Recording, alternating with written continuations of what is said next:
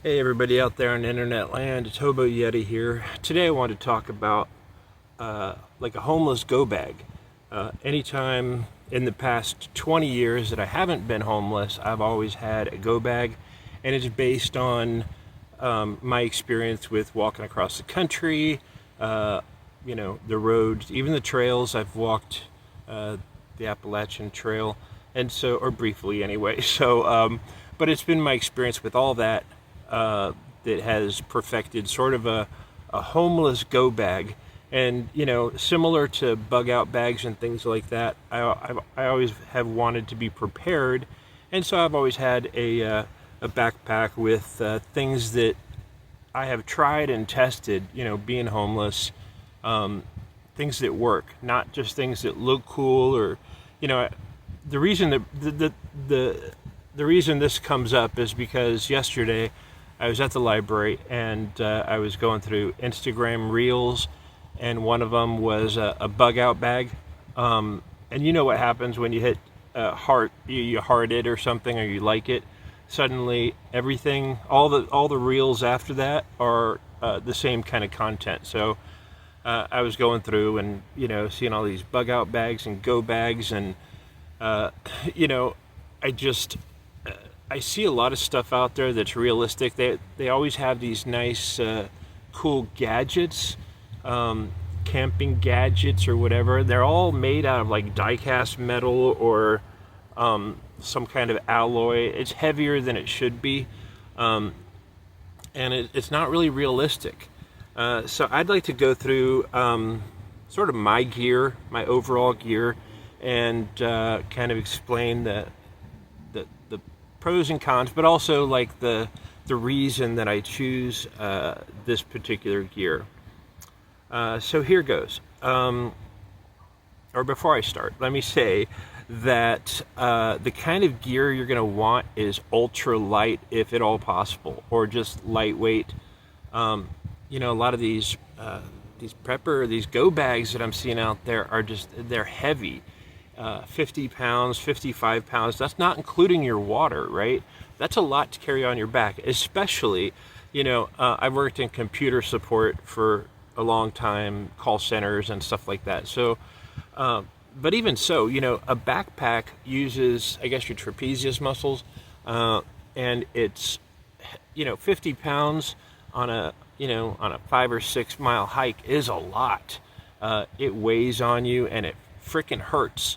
I found that out, what was it, a year and a half ago when my cart broke and I was walking across country. I was in Virginia, North Carolina, and I got my pack down to about 20 pounds plus water, to 1.5 liters of water. So that was like 7 pounds.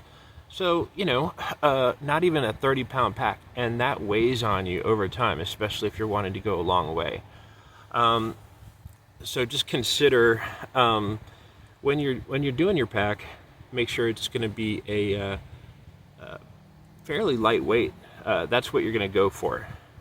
So my main gear here. First of all, a backpack. You want probably a 55 liter backpack, and not one of these ones that's super slim. Personally, I don't like those. I want something that's just got a big bag on the back, 2 slots for water on each side, and that's it. And then everything that's inside my pack is going to be inside a contractor bag, a dry bag, or a freezer lock, a Ziploc bag, right? I've seen that out there. They've got like packs that are waterproof. There's just really no point in that, since I put everything in bags anyway.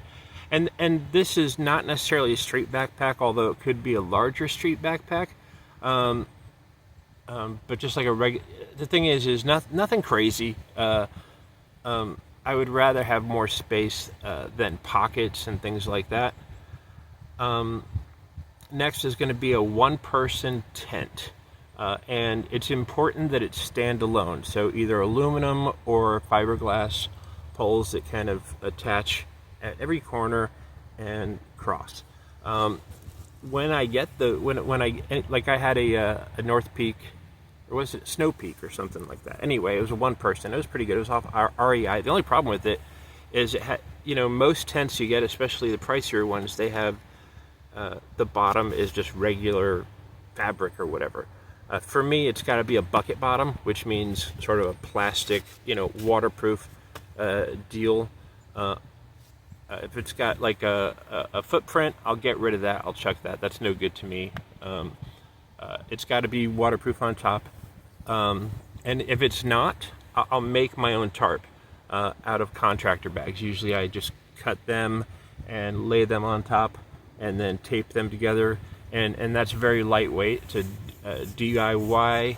The key is going lightweight. And also, a lot of these tents are like brightly colored. And I don't want that. I want something that's going to blend in. And if somebody looks, if I'm like at my campsite and somebody's on the road over there and they're looking through the woods and they see me and they see like a black trash bag, they're going to go, oh, like a garbage. Somebody threw their garbage down or something. But that's the way I've gone. Bucket bottom. And it doesn't matter if it's all mesh. I don't care.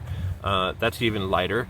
And then I'll throw my DIY tarp or rainfly on it. I do get rid of all the stakes. Anytime I get a new tent, I always throw away the stakes. They are not needed. Not needed at all. Typically I'll set up the tent and everything inside is going to be me, my backpack, and my shoes and whatnot. And then I'm,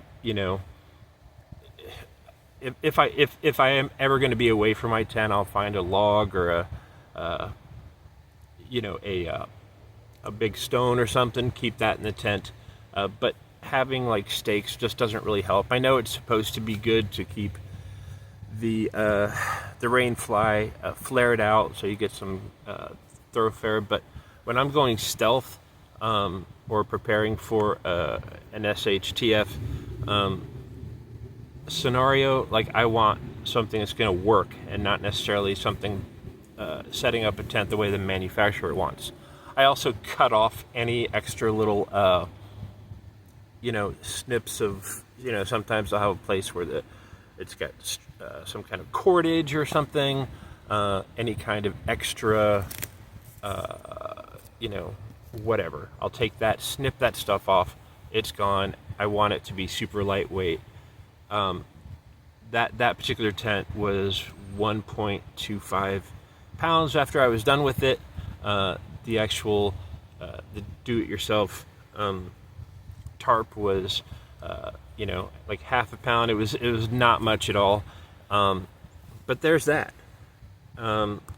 Next is let's see, a sleeping mat. So I'll take like a blue sleeping mat, or you could do Thermarest. The thing about Thermarest is, they're usually thin. They don't really keep you warm. But basically what I'll do is I'll take a regular camping mat, sleeping, and cut it down to about 2 feet wide and about 4 feet long. And then I'll use that as my main camping pad, just to keep the warmth inside me, or keep it, close to me without seeping into the ground. I will also, I like to have the Reflectix, that tinfoil looking bubble wrap stuff that you get for at like Home Depot. I'll cut off a slice of that about the same size. Although, you could do 6 feet by 2 feet. And that works for me. It rolls up real small, and I can keep that for the lighter days. Although the problem with those is the Reflectix is really slip and slide kind of stuff. It's not, but combined with a regular camping pad and a good bag, that's going to be good. I use a quilt or a mummy bag. Usually I'll get a mummy bag because camping quilts, like hammock quilts, basically I'm bare butt, not, well, my butt, like I don't have any covers under me.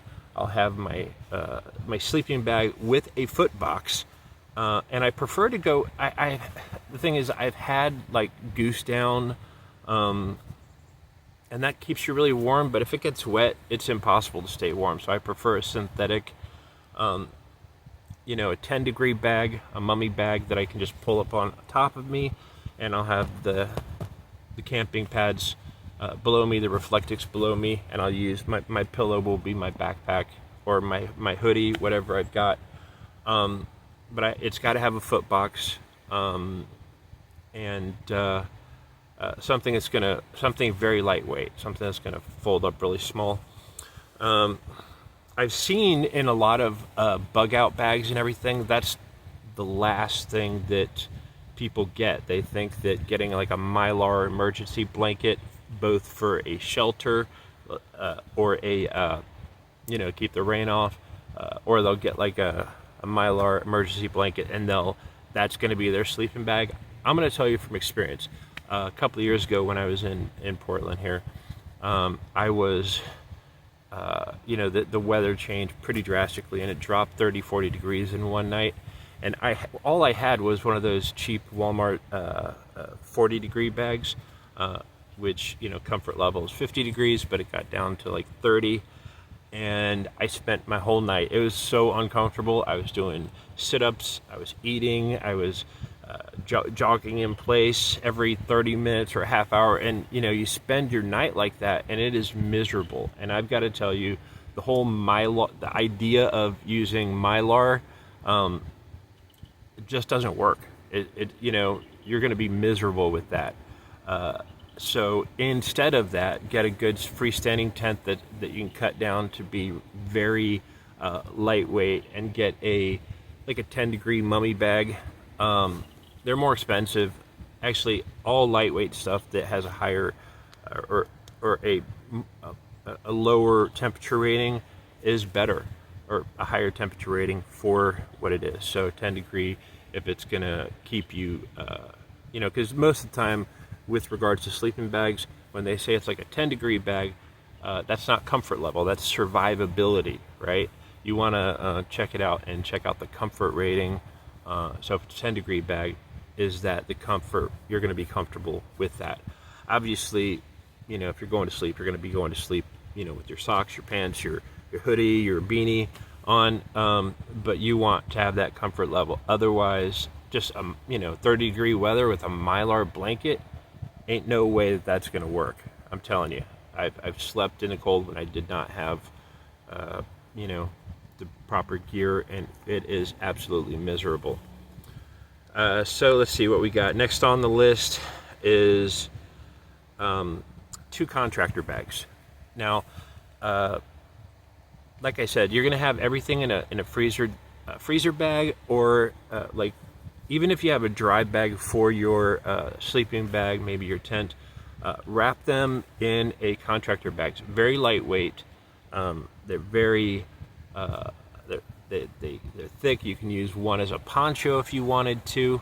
Although, just like in my experience, all rain gear gets you wet no matter what. Whether it's you're sweating underneath it or whatever. I would rather just walk in the rain, get wet, wring the stuff out, and put like your jackets and stuff into your pack where it's going to keep dry. But apparel. So next is apparel. A beanie in your bug out bag, or your homeless go bag, a hoodie, 2 pairs of socks. So in addition to the pair that you're wearing, you want a regular pair of socks that's probably wool if you can do it, but you can do synthetic too. And then I have a pair of tent socks, which are a thicker pair of socks that I keep dry, and I only use those in the tent if I can help it at night. I can put those on and be guaranteed that my feet are going to stay dry and warm. 2 pairs of like some kind of synthetic boxer brief underwear, lightweight jogging pants, and jacket. I don't know what the fabric is called. I've always gotten the same ones. It's like when you walk, you hear the swishing sound.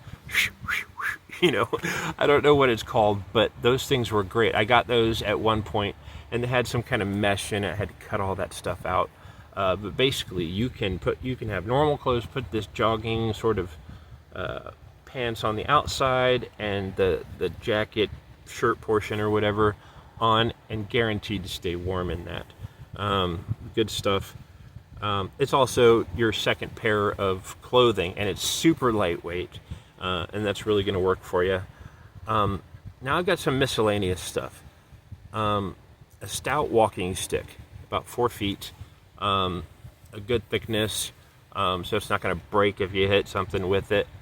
I suggest carrying a knife, usually a smaller knife, but I see in a lot of these prepper go pack videos, I got this big Gerber knife or something, and you may feel more comfortable with that. I'm kind of older. A knife, getting up close quarters with somebody, or an animal close quarters, because by the time they're close enough to use the knife, it's kind of a deadly situation. Obviously, if you're carrying a piece with you, that's your protection. But I prefer something for all climates, all states, whatever, for my go bag, and like a good stout walking stick, something you can use like a club to keep somebody away from you. I guess you could also use it, you could rig it to be like a spear. I just prefer it. It helps me when I'm walking to avoid, like, especially in the fall, all the leaves come down and hide the holes that are in the ground. I can kind of poke forth, helps me crossing streams, but it's also a good defense measure. A gravity-fed water filtration, basically, they used to have the Sawyer squeeze, and then they came out with like the platypus, which would have, the gray water, the clean water, and these are very lightweight things, and keeps you from having to boil water. Very lightweight. The package is about that big. I've gotten one from Walmart, had the same thing. It's like $40, and works well. So definitely a good thing to have. Some people want to have like a compass. I go with a paper map that's laminated for the area. Unless you're way out in the bush, even then you can kind of use the sun to guide you. I've never needed a compass. It's a good idea to have, and it's kind of a neat little idea that you're gonna like find your way using the compass. I guess if you had like a small one, that you could use it, but I always use just kind of like a paper map and find myself according to street signs. A black Sharpie, in case I need to create a sign for hitchhiking, or panhandling. Paracord, just not much, just probably 10 feet, something that's going to be good enough, maybe 20 feet, I don't know. Just a small thing of paracord that you're going to be able to, in case you need to, flare out your tarp or whatever. A neck knife. I choose to go with the small neck knife that has a finger hole. That's worked best for me. Over time, though, the neck knife, the sheath, comes out and doesn't work as well. But I like having a neck knife. It's for protection in case I need that. But it's also great, for cutting food and whatnot. There are many uses for that. Bandanas. Usually I have 2 bandanas, and that helps with sweat. I can use it to cover up my head to keep the bugs off, or I can use it as a bandage. I can use it to help strain. If there's kind of boggy water, I'm using my water filtration system. I'll use a bandana to help filter the first part of it. It's good things to have. I also try to get a bucket hat. I haven't always had this, but I like having a bucket hat, just because it's going to keep the heat in for the most part. Sometimes I'll cut holes in it to vent at the top. Just handy to have. Keep the sun out of your eyes. Sunglasses, for me, sunglasses don't work, especially when I'm doing a lot of walking. I'm sweating. My eyes get real agitated from the sweat coming down, so a bucket hat really helps. A P38 or a P51, a little can opener just in case. A spoon. Right now I've got like a cheap, not Walmart, but a cheap Dollar Tree spoon, but you know, I've had a titanium spoon. I don't remember where I lost the last one, but I liked having it. I liked having a little titanium spork. Next is bear spray or mace. Bear spray is good, maybe not for bears. You don't really encounter a lot of that when you're homeless, for the most part, or I haven't.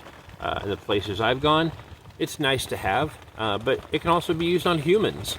And you know, with bear spray, you can spray that stuff pretty far, like 25 feet. So being able to keep people from getting close is a good idea. But if you can't, one of those little pepper spray deals that they sell is good as well. And once again, everything's in dry bags, Ziploc bags. Everything has a home. Electronics, I have a little USB lighter just in case my Bic lighters don't work. In the past, I've had a small smartphone that I use as my backup, because having a big phone like so, it uses more battery. So, and I don't usually need that when I'm on the road. And normally I'll start off with a small backup phone. I'll just switch to SIM cards and the SD cards, and I'm good to go. Headlamp with red, not flashing, just a good red light. That's going to keep you, you know, if you're in the dark and you're using your phone flashlight light, that's really bright. People will notice that. But if you're using a red light on the headlamp, you're going to be much better off. Backpack solar panels. These are not all created equal. Some of them are better than others, and they're usually heavier. It's one of the things, like a pound or two. But for me, it's kind of a requirement to have. Otherwise, you're sitting next to an outlet or something for a couple of hours, and you don't got time for that. And then a battery backup with plugs and a cord. I am looking into a fast charger, which you can plug in for 30 or 40 minutes and charge your device completely up. But I don't. Thus far, I haven't had any good experiences with that. So next, you got a Ziploc bag with meds in it, right? And what I do is I do the same thing. Meds. I get rid of all the bottles and just put everything in its own Ziploc bag. I've got caffeine pills, antihistamines, which helped me at one point when I got a spider bite that swelled up on my mouth, and the antihistamines really helped. Advil, Tums, allergy cold meds, Carmex, and then like a small tube of first aid antibiotic ointment, and that has really come in handy. I don't use Band-Aids. I don't carry Band-Aids around with me. I can grab a chunk of napkin somewhere, or I can just use a bandana until it dries, and then it's good. Toiletries. I don't like to stink, so I get like a little small trail-sized deodorant. I use a washcloth. The washcloth, I used to have just a washcloth to wash up, and then I'd have a small towel to kind of to get dry, but I don't even do that anymore. I just use that washcloth. I'll wring it, like after I've washed and rinsed, I'll wring out the washcloth and then use that, and then wring it out again and wring it until I'm dry or dry enough. A small pair of scissors to trim my beard, two razors, and a half bottle of trail size soap, and with that I can always add water to it, make it last longer, but while I'm traveling, just have enough. Food and water. Hard candy. I like the wintergreen Lifesavers, and that gives me but it's not like I love wintergreen Lifesavers. I like them well enough is the thing, and it gives me that sweet. And then I'll carry 3 tuna packets and a bag of goldfish, the little ones, and that's pretty much all I have to carry with me. I know I've seen a lot of these bug-out bags with like the Mountain House dry foods and stuff. The thing is like, I guess unless you need like hot water, which, like, even out here, I don't cook my own stuff. I don't have hot foods. A hobo can, a hobo soda can, a hobo stove that you can turn into a soda can makes more sense to me. But even then, you still got to carry around the alcohol. So, yeah, not really a big deal. I don't really heat food up. That's just extra weight that's going to go into my pack, and I don't need that. I want to keep things light. And hard candy, tuna packets, bag of goldfish, I can eat, on the go. Plastic water bottles, everybody's got these, like, I don't know. I don't see the need to have a Yeti, thermos, or those stainless steel bottles. I don't see the point in those at all. I just use 1.5 liter Smart Water or the Walmart brand, and reuse those. Okay, more miscellaneous stuff. I've got a fishing tackle. It's one of those little tiny sewing kit size fishing tackle in case I'm ever in a place where I don't have food, and I can just drop a line with a hook on it into a creek or river, and maybe get some fish. I'm a smoker. Nicotine pouches, the like Zen or On or Rogue, one of those, because you might be in an area where you can't smoke, and you don't want people sussing out your area, your location. So having nicotine pouches, it's something you can do, and you're good for like 4 or 5 hours. I do have, my pipe and pouch of tobacco, lighters. In addition to the USB lighter, I'll have 3 Bic lighters in a Ziploc bag. I know a lot of people believe in the ferro rods. A ferro rod is 10. What is it? It's 10,000 strikes. Nicotine, like a regular lighter, that's 3,000, right? Lights. And carrying 3 of those is better to me, especially since I'm a smoker, right? Like, I don't want to have to start a fire just to get a smoke. And it's also, it's instant fire, right? I don't have to worry about starting a fire. I already have the flame. Hot hands, I'll get 3 of the packages, which have 2 each in it, and that's good for 3 days. I mean, each pack lasts about 8 hours. It's been my experience, each little pack. And there's 2 packs per package, right? And I usually just use 1, and 2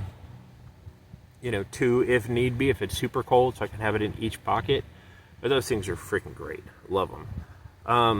I'll get some duct tape, not like this, but I'll take off about 3 or 4 feet and wrap it up into a really small little deal, or I'll wrap it around my walking stick or something, just to have it available. That's great for fixing stuff. And that's it. I mean, the water, a gallon of water is 8 pounds, right? And that's 4 liters. So I'm doing 3 liters, so it's going to be like 6 pounds or something for my water to carry. So if I can keep my pack at around 20 to 25 pounds, it'll still be heavy by adding the water, because you want to try to keep, you don't ever want to get down to where you don't have any water. Once you drink 1.5 liter of water, you want to try to fill that up as soon as possible, so because you're going to end up somewhere where there's no water. So always be looking out for that. You can use a cart. In my walk across the country, walk across America, I had a cart then. You can use a cart. The problem with a cart, I think the main one, it does take a load off your back. You can go faster, you can go further, and whether you're using a stroller or a biking cart, or whatever you're using, just be aware that there are some limitations to that, especially when you're leaving the road to find your camp spot. It's going to leave like a trail, typically, if there's like grasslands or something, because it's pushing that the that high grass. It's pushing it down. It's kind of leading right to your spot. You can't go over barbed wire fences, barbed wire. You can't go over fences. You can't be as stealthy as you can with a backpack. But that's my advice. Hopefully it helps you out. Hopefully it gives you some good information and things to consider when you're looking at your go bag. Mine is based at being homeless, because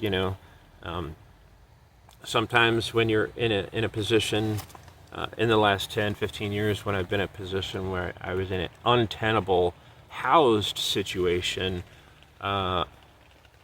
it just made sense to have a bug out bag in case I needed to get out of my situation, even if that meant going to be homeless.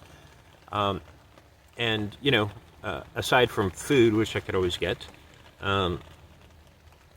having this gear was like all I needed. That would suffice and set me up for success. Anyway, I hope your road's a good one. If you're homeless, I hope it doesn't suck for you. Take care.